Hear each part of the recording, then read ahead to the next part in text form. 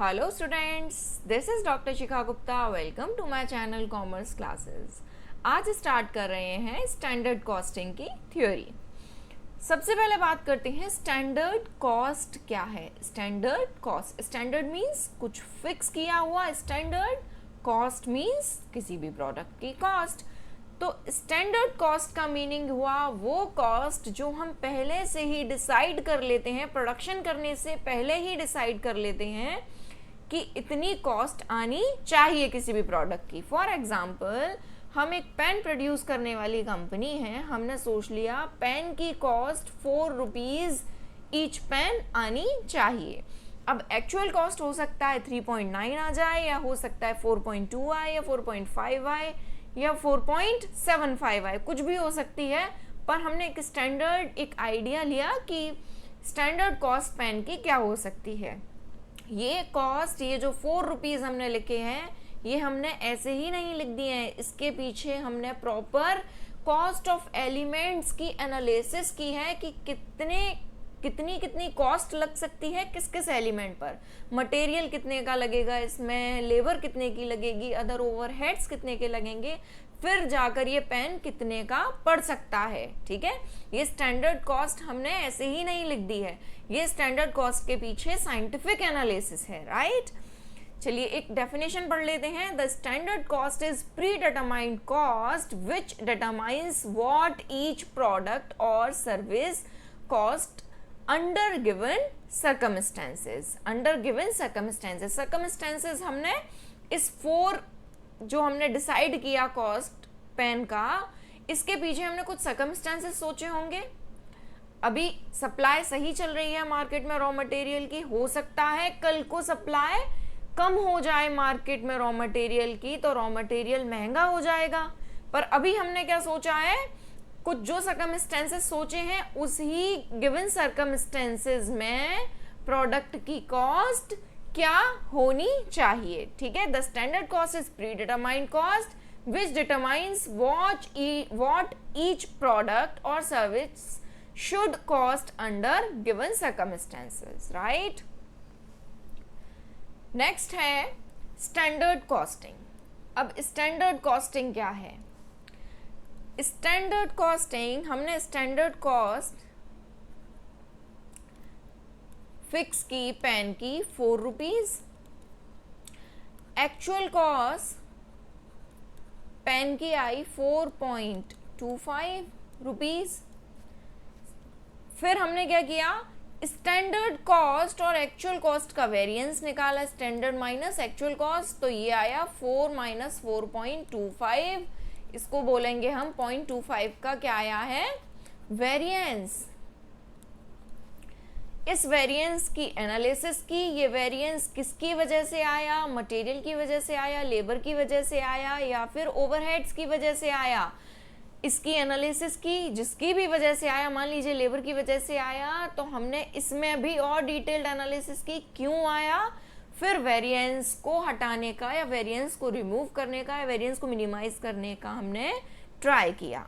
ठीक है, ये पूरा प्रोसीजर क्या है, स्टैंडर्ड कॉस्ट फिक्स करने से लेकर वेरिएंस एलिमिनेट करने तक पूरा प्रोसीजर क्या है, स्टैंडर्ड कॉस्टिंग, राइट।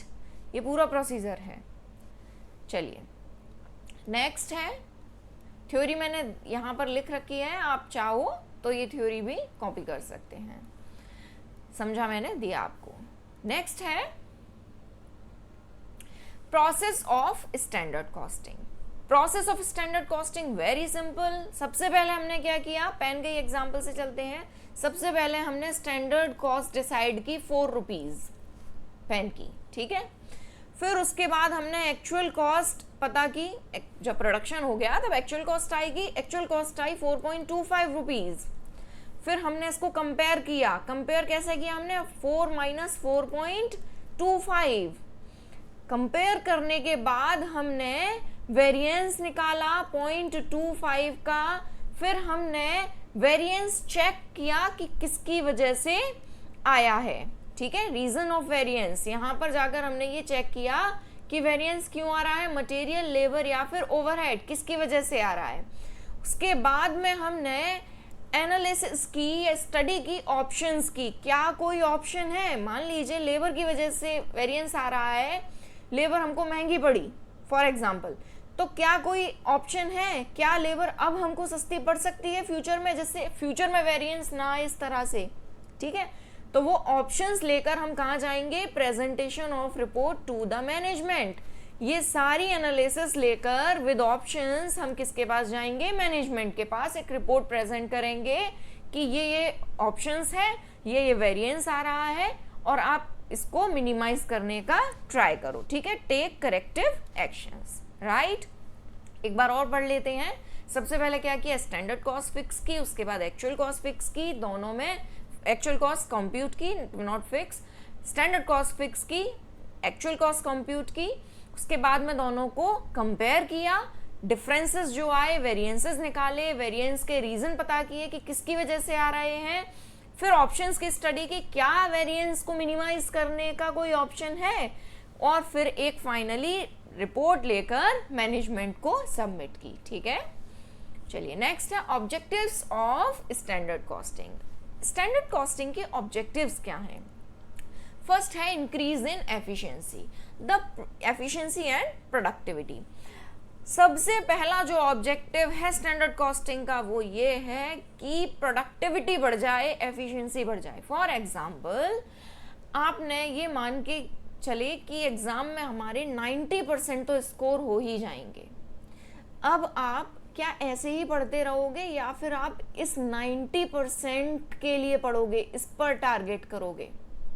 क्या करोगे अब आप इस 90% के लिए पढ़ोगे, ना कि ऐसे ही कि बस पढ़ रहे हैं, मार्क्स हो सकता है कुछ भी आ जाए, हम तो बस पढ़ रहे हैं। नहीं, अब आप इस 90% के लिए टारगेट किए बैठे हो, अब आप इस 90% के लिए पढ़ोगे। हो सकता है आपको किसी और एग्जाम में एंट्री लेनी हो, या आपको किसी और फर्दर कॉम्पिटिटिव एग्जाम में बैठना हो, या आपको कुछ और एडमिशन लेना हो, पर आपने इस 90% को टारगेट कर रखा, अब आप इसके लिए पढ़ाई करोगे। ठीक है, तो अल्टीमेटली आपकी एफिशिएंसी और आपकी प्रोडक्टिविटी इंक्रीज हुई। इसी तरह से जब हम प्रोडक्शन डिपार्टमेंट में हमने एक फिक्स स्टैंडर्ड दे दिया कि पेन की कॉस्ट इतनी ही आनी चाहिए, अब सब इसी जद्दोजहद में लगे हुए हैं कि 4 रुपीज से ऊपर पेन की कॉस्ट नहीं चले जाए। सारे डिपार्टमेंट, मटेरियल, लेबर, ओवरहेड, सब इसी काम में लगे हुए हैं कि पेन की कॉस्ट अल्टीमेटली इससे ऊपर नहीं जानी चाहिए, राइट।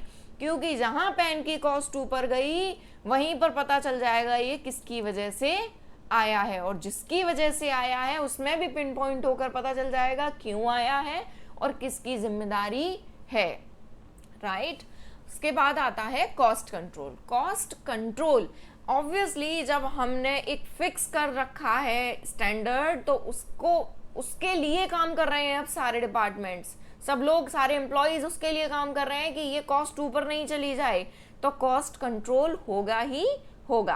अगर हमने ये 4 फिक्स नहीं किया होता, आपकी मन चाहे जिस तरीके से चाहे पेन बनाओ, तो ये पेन की कॉस्ट पक्का से 4 नहीं आती, 4 के ऊपर ही आती, 4.1 आती, 4.25 आती, 4.7 आती, कुछ भी आती, पर ये 4 नहीं आती। क्योंकि जिस तरह से हमें एग्जाम में 90 जब हमने फिक्स ही नहीं किया, टारगेट ही नहीं किया 90 पर, तो आपके मार्क्स कुछ भी आ सकते हैं, 85 भी आ सकते, 75 भी आ सकते, 60 भी आ सकते। जब हमने एक टारगेट लेकर चले तो उस टारगेट को अचीव करने के चांसेस बढ़ जाते हैं। इसी तरह से जब हमने एक टारगेट सेट कर दिया, स्टैंडर्ड कॉस्ट सेट कर दी, उसके बाद में पूरे डिपार्टमेंट, सारे लोग इस कॉस्ट के लिए काम करेंगे, इसको कम करने की कोशिश करेंगे, पर इसको बढ़ाने की कोशिश नहीं करेंगे। सब इस तक पहुंच जाएं, यही उनके लिए बहुत है, कोई इसको बढ़ाने का ट्राई नहीं करेगा। ठीक है, नेक्स्ट है determination of responsibility. One important objective of standard costing is to identify the person और सेंटर रेस्पॉन्सिबल फॉर वेरिएंस। किसकी वजह से वेरिएंस आया है, ये रेस्पॉन्सिबिलिटी डिटरमाइन हो जाती है स्टैंडर्ड कॉस्टिंग में। लेबर में आया है वेरिएंस, तो किसकी वजह से आया है, इसके लिए जिम्मेदार कौन होगा। ठीक है, नेक्स्ट है supplement to budgetary control. Standard costing budgetary control को सप्लीमेंट करती है।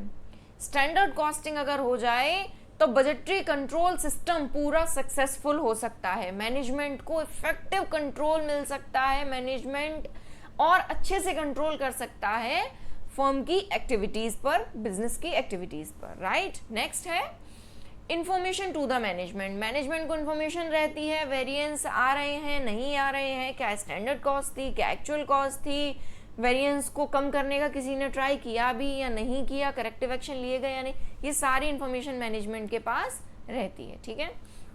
नेक्स्ट है advantages of standard costing. First advantage है elimination of the weakness of historical cost. Historical costing क्या है? पेन बनता जा रहा है और वो रिकॉर्ड करते जा रहे हैं, एक्चुअल कॉस्ट रिकॉर्ड कर रहे हैं। यहाँ पर मान लीजिए पेन बना 4.25 का, रिकॉर्ड कर लिया, उसके बाद पेन बना 4.27 का तो रिकॉर्ड कर लिया, 4.5 का बना फिर रिकॉर्ड कर लिया। क्या यहाँ पर हमने कहीं पर भी ये कोशिश की इस 4.25 को कम करें? क्या हमने ये कोशिश की? नहीं। जब हमारे पास स्टैंडर्ड कॉस्ट होगी 4, तब ये इनको कम किया जा सकेगा, ठीक है। तो स्टैंडर्ड कॉस्टिंग ने इसकी वीकनेस को एलिमिनेट किया। किसकी वीकनेस को? जो हम पहले सिंपली हिस्टोरिकल कॉस्ट को रिकॉर्ड कर देते थे बस, कि पेन की कॉस्ट इस बार कितनी आई 4.25, इस बार कितनी आई 4.27, इस बार कितनी आई है। हमारे पास कोई टारगेट नहीं था। स्टैंडर्ड कॉस्टिंग में हमारे पास एक टारगेट है, ठीक है, जिसके लिए सब काम करेंगे। नेक्स्ट है simple and economic. Standard costing को फिक्स करने में, स्टैंडर्ड कॉस्टिंग को बनाने में एक बार का काम तो जरूर है, पर जब ये एक बार फिक्स हो जाए, स्टैंडर्ड कॉस्ट एक बार बन जाए, फिर उसके बाद काम बहुत कम हो जाता है, ठीक है। चलिए नेक्स्ट है कॉस्ट कंट्रोल।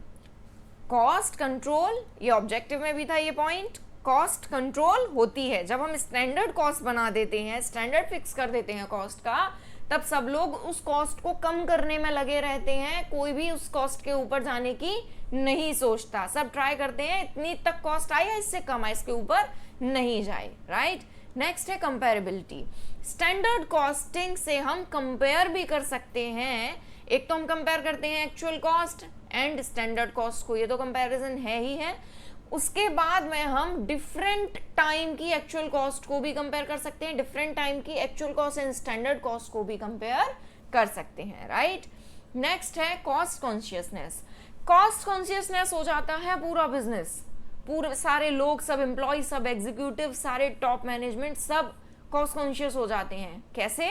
सब कोशिश में लग जाते हैं ये पेन की कॉस्ट 4 रुपए से ऊपर ना चली जाए, ठीक है, कॉस्ट कॉन्शियस हो गए। अब कोई ऐसे ही अंधाधुंध काम नहीं कर रहा है कि चलो लग रही है लेबर तो कितनी भी लग जाए, या मटेरियल लग रहा है लग जाए।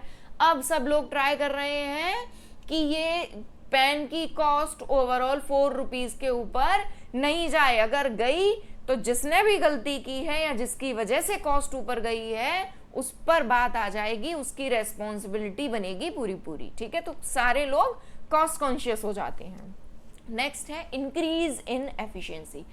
एफिशिएंसी इंक्रीज हो जाती है जब सब लोग कॉस्ट कॉन्शियस हो गए, सारे लोग इस कॉस्ट को कम करने में लगे हुए हैं, इफेक्टिवली काम कर रहे हैं, प्रोडक्टिविटी बढ़ गई तो एफिशिएंसी भी बढ़ी जाएगी। नेक्स्ट है फैसिलिटी इन प्रोडक्शन प्लानिंग। जब हम स्टैंडर्ड फिक्स कर देते हैं कॉस्ट का, तो हमारे पास, क्योंकि हमने मोटा मोटी एक आइडिया ले लिया कि कितना मटेरियल लगेगा, कितनी मशीन लगेगी, कितने ओवरहेड लगेंगे, कितना यूज ऑफ मशीन लगेगा, ये सारी चीज जब हमने फिक्स कर ली, पहले से ही प्लान कर ली, तो जब हम एक्चुअल प्रोडक्शन की प्लानिंग करते हैं, जब हम एक्चुअल प्रोडक्शन करते हैं तो वो इजी हो जाता है, क्योंकि हमको सारी चीजें पहले से ही पता है कि मटेरियल का प्राइस इतना होना चाहिए, लगभग लेबर इतने की, इतना रेट होना चाहिए लेबर का, इतनी लेबर लगनी चाहिए, इतना मटेरियल लगना चाहिए। तो ये सारी चीजें हमारे लिए इजी हो जाती हैं जब हम एक्चुअली प्रोडक्शन की प्लानिंग करने जाते हैं, राइट। नेक्स्ट है management by exception. Management by exception है क्या? मैनेजमेंट बाय एक्सेप्शन कहता है कि जिस एरिया में वीकनेस है, जिस एरिया में ज्यादा फेलियर है, ज्यादा डेविएशन है, ज्यादा वेरिएंसेस हैं, वहां जाकर फोकस करो। तो स्टैंडर्ड कॉस्टिंग तो यही काम करती है। कैसे करती है? स्टैंडर्ड कॉस्टिंग बताती है कि वेरिएंस कहां पर है, वेरिएंस किस एरिया में है, उस एरिया को पॉइंट आउट करती है जहां पर डेविएशंस आ रहे हैं, वेरिएशंस आ रहे हैं, और वहां पर जाकर इंप्रूवमेंट की कोशिश करती है, ट्राई करती है, ठीक है, वेरिएंसेस को एलिमिनेट करने की कोशिश करती है, राइट। नेक्स्ट है effective delegation of authority. Effective delegation of authority and determination of responsibility, authority और रेस्पॉन्सिबिलिटी साथ साथ चलते हैं, पता होगा, है ना। तो जिस डिपार्टमेंट की रेस्पॉन्सिबिलिटी है उसकी अथॉरिटी भी है, जिसकी अथॉरिटी है उसकी रेस्पॉन्सिबिलिटी भी है। तो जहां भी वेरिएंस आ रहा है, जिस भी डिपार्टमेंट की वजह से वेरिएंस आ रहा है, उसकी रेस्पॉन्सिबिलिटी और अथॉरिटी दोनों बनेंगी। उसको सीधे सीधे पकड़ लिया जाएगा कि वेरिएंस प्रोडक्ट की कॉस्ट के बढ़ने में जो हाथ है वो आपका है, ठीक है, आपकी वजह से वेरिएंस आया है। तो वहां पर ये डिटरमाइन हो जाता है कि कौन एग्जीक्यूटिव या एम्प्लॉय, कौन जिम्मेदार है इस वेरिएंस के लिए, राइट। नेक्स्ट है बेसिस ऑफ प्राइस फिक्सेशन। अब हम एक्चुअल प्रोडक्शन नहीं कर रहे हैं, हम मान लीजिए सिर्फ प्राइस की कोटेशन देना चाहते हैं, कैटलॉग देना चाहते हैं या टेंडर सबमिट करना चाहते हैं।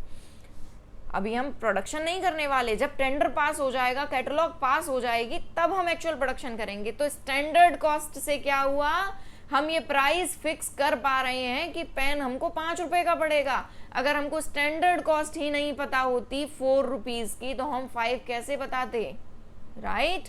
ये प्राइस हम 5 रुपीज की कैटलॉग कैसे दे सकते थे जब हमको 4 रुपीज की कॉस्ट ही नहीं पता होती, ठीक है। नेक्स्ट है helpful in budgetary planning. Standard costing help करता है बजटरी प्लानिंग में। बजटरी प्लानिंग, बजटरी कंट्रोल, ये सब कुछ सक्सेसफुल हो जाता है जब हमारे पास इफेक्टिव स्टैंडर्ड कॉस्ट, ठीक ठीक स्टैंडर्ड कॉस्ट हो, राइट। नेक्स्ट है limitations of standard costing. Standard costing की लिमिटेशन क्या है? सबसे पहली लिमिटेशन इसकी ये है कि ये अनसूटेबल है उन बिजनेस के लिए जो नॉन स्टैंडर्डाइज प्रोडक्ट यूज कर रहे हैं, जिनके पास जो स्टैंडर्डाइज प्रोडक्ट नहीं है, जो एक फिक्स प्रोडक्ट नहीं है। फॉर एग्जांपल एक फर्नीचर की शॉप है, फर्नीचर की शॉप ने ये स्टैंडर्ड कॉस्ट, किसी टेबल को बनाने की स्टैंडर्ड कॉस्ट उसने कहा टेबल हमारी 5000 रुपीज में बन जाती है, पर वो जो फर्नीचर की शॉप है वो कस्टमाइज भी करती है, कस्टमर के स्पेसिफिकेशन पर टेबल को कस्टमाइज भी कर सकती है।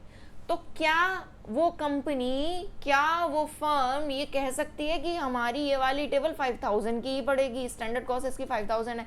हो सकता है वो उसमें कुछ और चेंज करा दे कस्टमर आके, तो ये 5000 की 6000 की पड़ जाए। हो सकता है इसमें कुछ कमी करा दे तो ये 5000 की 4500 की पड़ जाए, ठीक है। तो ऐसे बिजनेस, ऐसी कंपनी जहां पर नॉन स्टैंडर्डाइज प्रोडक्ट है, वहां पर स्टैंडर्ड कॉस्टिंग थोड़ा फेल हो जाता है, वहां पर स्टैंडर्ड कॉस्टिंग काम नहीं करेगा, या करेगा भी तो बहुत टफ होगा ये स्पेसिफिकेशंस के साथ में काम करने में कि अच्छा अगर ऐसा कस्टमर कहेगा तो इतनी कॉस्ट पड़ेगी, ऐसा कस्टमर कहेगा तो इतनी पड़ेगी, ऐसा कहेगा तो इतनी पड़ेगी, इतना हम काम नहीं कर सकते हैं, ठीक है। तो इसमें ये थोड़ा टफ हो जाएगा। नेक्स्ट है difficulties in setting up standards. Standards को सेट करने में बहुत मेहनत की ज़रूरत है, टाइम की ज़रूरत है, पैसे की ज़रूरत है, टेक्निकल स्किल की ज़रूरत है, एक्सपर्टीज़ की ज़रूरत है, क्योंकि स्टैंडर्ड फिक्स करना हमने हवा में तो नहीं बता दिया ये पेन 4 रुपए का पड़ेगा, हमने इसके पीछे साइंटिफिक एनालिसिस की, डिफरेंट एलिमेंट ऑफ कॉस्ट की डिटेल स्टडी की, हर चीज़ के पिन पॉइंट जाकर हमने स्टडी की, तब जाकर हम ये बता पाए कि मटेरियल 2 रुपीज़ का पड़ेगा, लेबर 1 की पड़ेगी, ओवरहेड 1 का पड़ेगा। ये 2, 1 के पीछे बहुत सारी स्टडी की हमने, ठीक है। तो बहुत technical skill, expertise, lot of time and money की ज़रूरत है, तो ये थोड़ा डिफिकल्ट है, इसलिए ये छोटी ऑर्गेनाइजेशंस के लिए not suitable for small organisations, right. Next है डिफिकल्टी इन फिक्सिंग रेस्पॉन्सिबिलिटी। ये बहुत टफ हो जाता है कि वेरिएंस के लिए रेस्पॉन्सिबल कौन है ये बता पाना। For example labour efficiency variance आया है, लेबर एफिशिएंसी वेरिएंस आया है। ये लेबर एफिशिएंसी वेरिएंस क्या बता रहा है कि लेबर उतनी एफिशिएंट नहीं थी जितना हमने सोचा था, पर इसका मीनिंग ये नहीं है कि लेबर इनएफिशिएंट ही थी। इसका मीनिंग ये भी हो सकता है कि रॉ मटेरियल इंफीरियर क्वालिटी का था या मशीन में कोई कमी थी, इसलिए लेबर एफिशिएंटली वर्क नहीं कर पाई, ठीक है।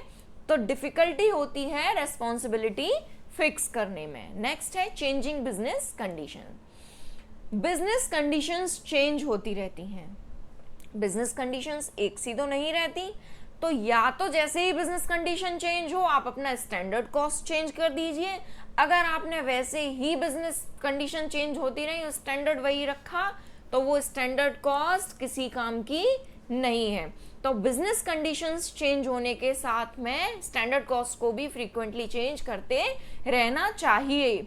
और ऐसी कोई कंपनी जहां पर फ्रीक्वेंटली टेक्नोलॉजिकल चेंजेस होते हैं, वहां पर स्टैंडर्ड कॉस्ट फिक्स करना बहुत टफ हो जाएगा।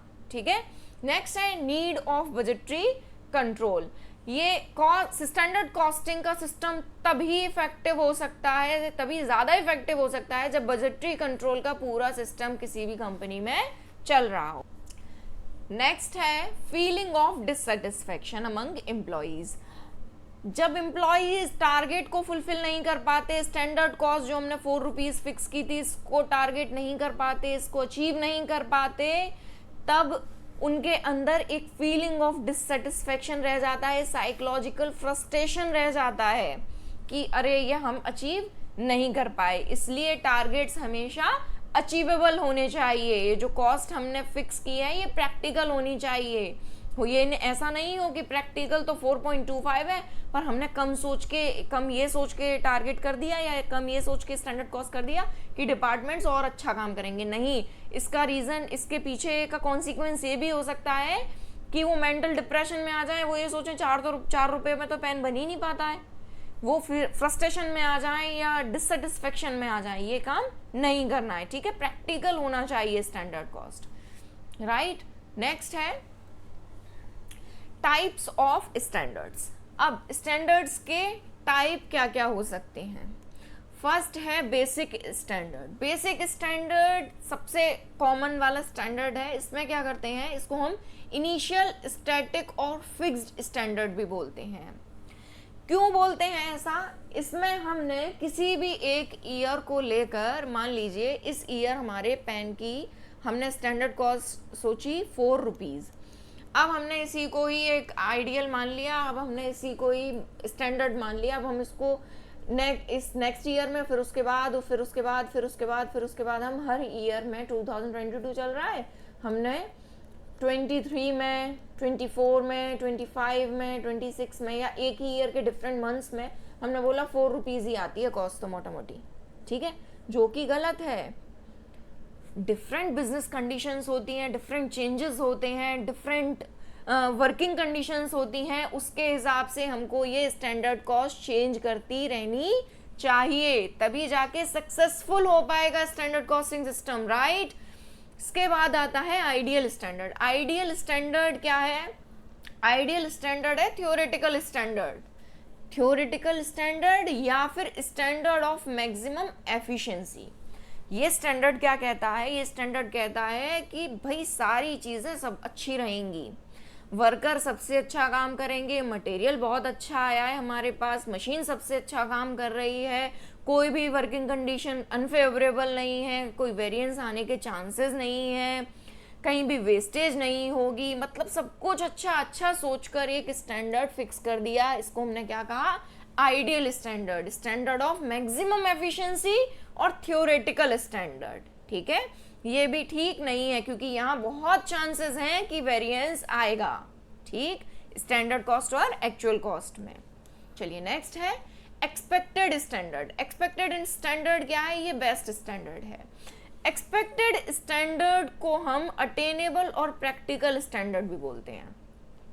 ये स्टैंडर्ड जो आज की कंडीशंस हैं, जो एक्सपेक्टेड कंडीशंस हैं, उसके हिसाब से बनाया जाता है। ये अचीवेबल है, ये अटेनेबल है, ये स्टैंडर्ड को एक्चुअली अचीव किया जा सकता है। ये हवा वाला स्टैंडर्ड नहीं है, ये थ्योरेटिकल स्टैंडर्ड नहीं है, ये आइडियल सोच के स्टैंडर्ड नहीं बनाया गया है। इस स्टैंडर्ड को बनाते हुए टाइम वेस्टेज भी सोची गई है, इस स्टैंडर्ड को बनाते टाइम में लॉस भी सोचा गया है, स्टैंडर्ड को बनाते टाइम आइडल टाइम भी सोचा गया है, वर्कर का सब कुछ सोचा गया है। उसके बाद में एक स्टैंडर्ड फिक्स किया गया है जो क्या है, एक्सपेक्टेड स्टैंडर्ड। राइट, इसके बाद में आता है नॉर्मल स्टैंडर्ड। नॉर्मल स्टैंडर्ड क्या करता है, ये ना तो वेरी हाई है ना ही वेरी लो। ये सीजनल और साइक्लिकल फ्लक्चुएशंस को देखकर बनाया जाता है। फॉर एग्जाम्पल, एक ईयर का लेते हैं, किसी पर्टिकुलर ईयर में सीजन के टाइम में किसी प्रोडक्ट का या रॉ मटेरियल का प्राइस पड़ता है 40 रुपीज नॉन सीजन के टाइम में, ठीक है, नॉन सीजन, और सीजन के टाइम में 50 रुपीज पड़ता है। अब इसने क्या किया, नॉर्मल स्टैंडर्ड जब हम बना रहे हैं हमने एवरेज आउट कर दिया प्राइस को। एवरेज प्राइस क्या निकाला इसका 45, ठीक है। तो ना तो 40 लिया ना 50 लिया, क्योंकि हम इसको लॉन्ग टर्म के लिए प्लान कर रहे हैं। तो हमने इसी जिस तरह से अभी हमने ये 40-50 लिया, इसलिए इसी तरह से हमने डिफरेंट टाइम के प्राइस को लेकर, not only price, various elements, various components को एवरेज आउट करके एक स्टैंडर्ड फिक्स कर दिया है। ये भी ठीक नहीं है, क्योंकि वर्किंग कंडीशन अगेन चेंज होती हैं, डिफरेंट सिचुएशंस क्रिएट हो जाती हैं, डिफरेंट प्राइस हो जाते हैं, तो उसके हिसाब से हमको स्टैंडर्ड चेंज करते रहना चाहिए, ठीक है। ये लॉन्ग टर्म के लिए है। चलिए, इसके बाद आता है मेथड्स ऑफ डिटरमाइनिंग स्टैंडर्ड्स। किस किस तरह से हम स्टैंडर्ड डिटरमाइन कर सकते हैं। फर्स्ट है मटेरियल, डायरेक्ट मटेरियल, फिर है डायरेक्ट लेबर, फिर उसके बाद है overhead. Direct material direct labour पर बात करते हैं। अभी हम लेक्चर रिकॉर्ड कर चुकी हूं मैं मटेरियल वेरिएंस और लेबर वेरिएंस के, आप चाहें तो उसको देख सकते हैं। उन वेरिएंस को जब हम पढ़ेंगे तब उसमें देखना, स्टैंडर्ड कॉस्ट जब हमने मटेरियल की फिक्स की है तो हमने उसमें स्टैंडर्ड क्वांटिटी फिक्स की है और स्टैंडर्ड प्राइस। स्टैंडर्ड क्वेश्चन जब आपको दिया होगा तो इसमें स्टैंडर्ड क्वांटिटी स्टैंडर्ड प्राइस जरूर दिया होगा जब मटेरियल वेरिएंस चल रहा होगा, ठीक है। तो हम यहाँ कौन से दो स्टैंडर्ड फिक्स करेंगे, standard quantity and standard price. Material का कितनी क्वांटिटी लगेगी किसी पर्टिकुलर प्रोडक्ट की एक यूनिट बनाने में, और कितना प्राइस लगेगा, ठीक है, मटेरियल का। उसके बाद आता है डायरेक्ट लेबर। डायरेक्ट लेबर में हम क्या क्या डिसाइड करेंगे, कितने टाइप की लेबर होगी, स्किल्ड होगी, सेमी स्किल्ड होगी, अनस्किल्ड होगी, इसमें डिवाइड करेंगे लेबर को, या फिर मेल फीमेल में करेंगे, simply male female and child labour. इस तरह से या तो डिवाइड कर दें लेबर को, या फिर skilled, semi skilled and unskilled में कर दें।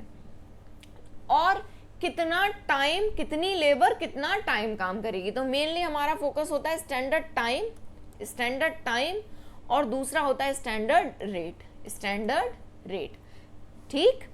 ये दो चीजें हमको फिक्स करनी होंगी डायरेक्ट लेबर का स्टैंडर्ड बनाते हुए, ठीक है।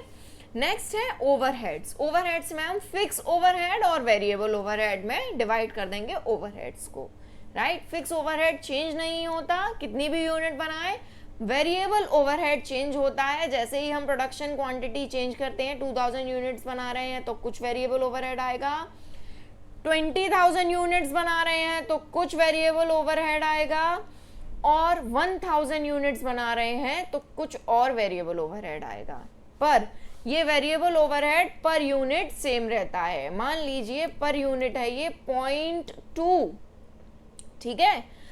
तो ये 0.2 यहाँ पर मल्टीप्लाई करेंगे 2000 से, यहाँ पर मल्टीप्लाई करेंगे 0.2 का 20,000 से, यहाँ पर 0.2 का मल्टीप्लाई करेंगे 1000 से, पर फिक्स ओवरहेड सेम रहेगा। फिक्स ओवरहेड मान लीजिए 5000 है, तो हम चाहे 2000 यूनिट्स बनाए या 20 बनाए या 1000 बनाए, फिक्स ओवरहेड 5000 ही रहेगा। फॉर एग्जाम्पल, किसी भी रूम का रेंट, फैक्ट्री का रेंट, तो फैक्ट्री में हम प्रोडक्शन करें या नहीं करें, 5000 रुपीज तो लगेंगे ही लगेंगे।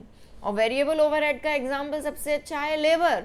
अगर आप काम कराओगे 2000 यूनिट बनवाओगे लेबर से तो कुछ रुपए लगेंगे, 20,000 यूनिट बनवाओगे तो और ज्यादा लगेंगे, 1000 बनवाओगे तो कम लगेंगे, ठीक है। चलिए नेक्स्ट है similarities between standard costing and budgetary control. First point है managerial control. Both are the techniques of managerial control. दोनों ही मैनेजरियल कंट्रोल की टेक्निक हैं। दोनों में ही चेक किया जाता है वेरिएंस कितना आ रहा है, दोनों में ही ट्राई किया जाता है कॉस्ट कम से कम आए, दोनों ही ट्राई करते हैं कि कंट्रोल कर पाए मोस्ट इफेक्टिव मैनर में, राइट। नेक्स्ट है comparison of actual with standard. Budget और स्टैंडर्ड कॉस्टिंग, दोनों में ही हम स्टैंडर्ड कॉस्ट को या स्टैंडर्ड बजट को एक्चुअल परफॉर्मेंस से कंपेयर करते हैं। नेक्स्ट है कॉस्ट कंट्रोल, दोनों में ही ट्राई किया जाता है कि कॉस्ट को कंट्रोल किया जा सके, दोनों में ही ट्राई किया जा सकता है कि प्रॉपर सुपरविजन और रेस्पॉन्सिबिलिटी डिटर्मिनेशन हो सके, राइट। नेक्स्ट है करेक्टिव एक्शन, दोनों में ही वेरिएंस आते हैं तो करेक्टिव एक्शन लिए जाते हैं, ठीक है। किसकी वजह से डेविएशन आ रहा है, वेरिएंस आ रहा है, उसको रेस्पॉन्सिबल ठहराया जाता है और करेक्टिव एक्शन लिया जाता है। नेक्स्ट है differences between standard costing and budgetary control. First point, calculation and nature of cost, बहुत ध्यान से समझना। Budgets are prepared on the basis of estimated or expected cost.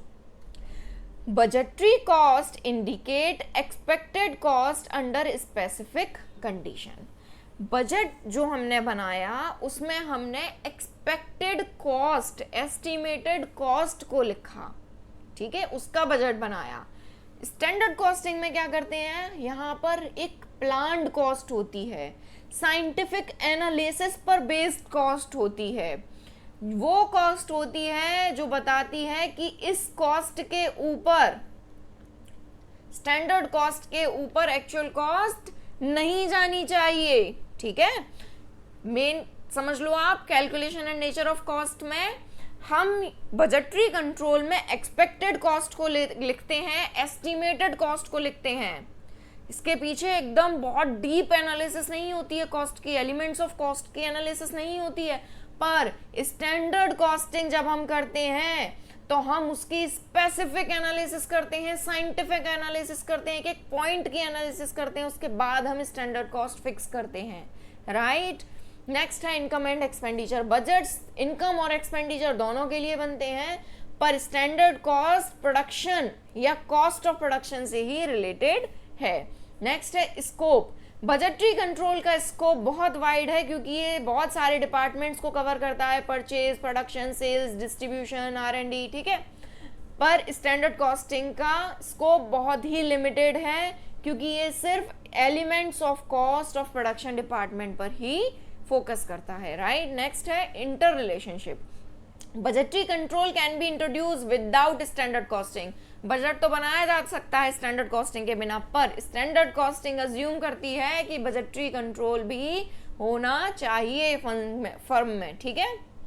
Next है aspect of cost control. Cost control के aspect क्या है, budget setup maximum limits of expenses above which actual cost या actual expenditure should not exceed normally।